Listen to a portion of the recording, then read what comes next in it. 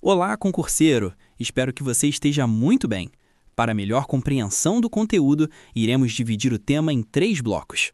No bloco 1, nós vamos conversar sobre o cumprimento de sentença, que é o momento em que o processo deixa de ser apenas discussão e passa a gerar resultado concreto. Até aqui, o processo serviu para provar, argumentar e convencer o juiz. Agora, a pergunta muda. Em vez de quem tem razão, a questão passa a ser como fazer valer o que foi decidido. O cumprimento de sentença é exatamente isso.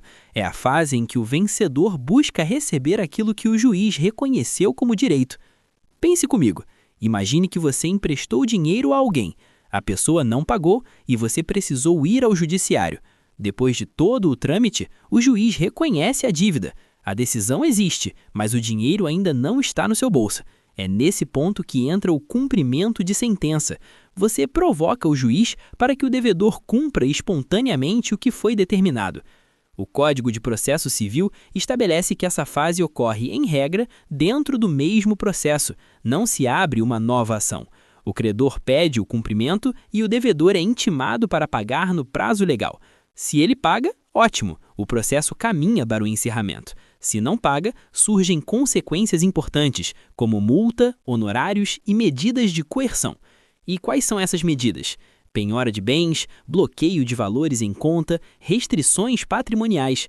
Tudo para garantir que a decisão judicial não fique só no papel. Agora, reparem em um detalhe importante. Nem toda sentença envolve pagamento em dinheiro. Às vezes, a decisão impõe uma obrigação de fazer, como autorizar um tratamento de saúde, ou de não fazer, como parar uma construção irregular. Nesses casos, o juiz pode fixar medidas para forçar o cumprimento, como multa diária. Então, o cumprimento de sentença é o coração da efetividade do processo. Ganhar a causa é importante, mas fazer a decisão funcionar na prática é essencial. E é justamente aqui que surge uma dúvida comum em prova. E quando a sentença não diz exatamente quanto deve ser pago? É isso que nos leva diretamente ao próximo bloco.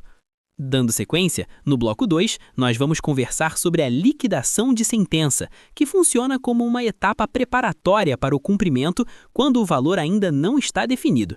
A liquidação de sentença é necessária quando o juiz reconhece o direito, mas não fixa o valor exato da condenação. Isso acontece muito.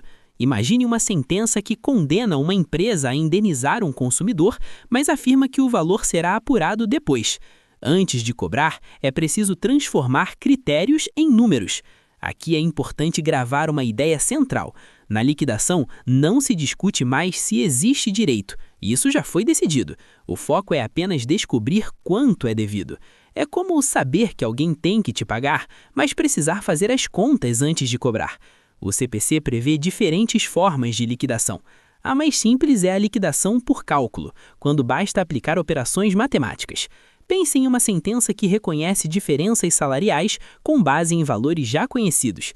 Já a liquidação por arbitramento é usada quando é necessário conhecimento técnico, como avaliar danos em um imóvel. Por fim, existe a liquidação pelo procedimento comum, quando há necessidade de produção de provas mais complexas. Vamos a um exemplo do cotidiano. Imagine que um apartamento sofreu infiltrações causadas pelo vizinho de cima. O juiz reconhece o dever de indenizar, mas não fixa o valor. Um profissional técnico avalia o custo do reparo. Esse laudo serve de base para a liquidação. Só depois disso é possível iniciar o cumprimento de sentença. Perceba como a liquidação é uma ponte. Ela conecta a decisão judicial à fase de cobrança. Sem ela, quando necessária, não há como exigir o cumprimento.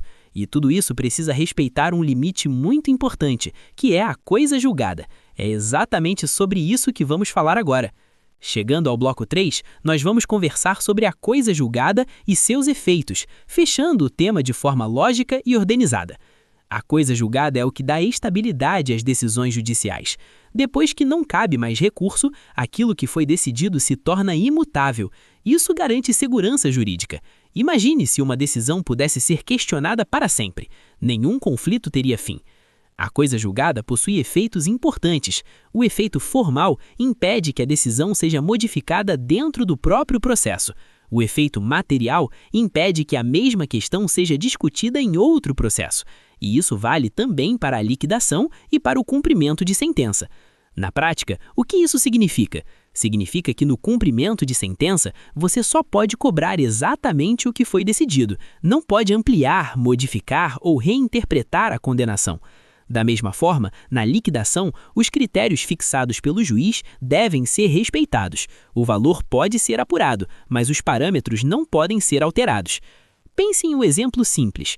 Uma ação cobra 6 meses de aluguel atrasado. O juiz a reconhece apenas 4 meses.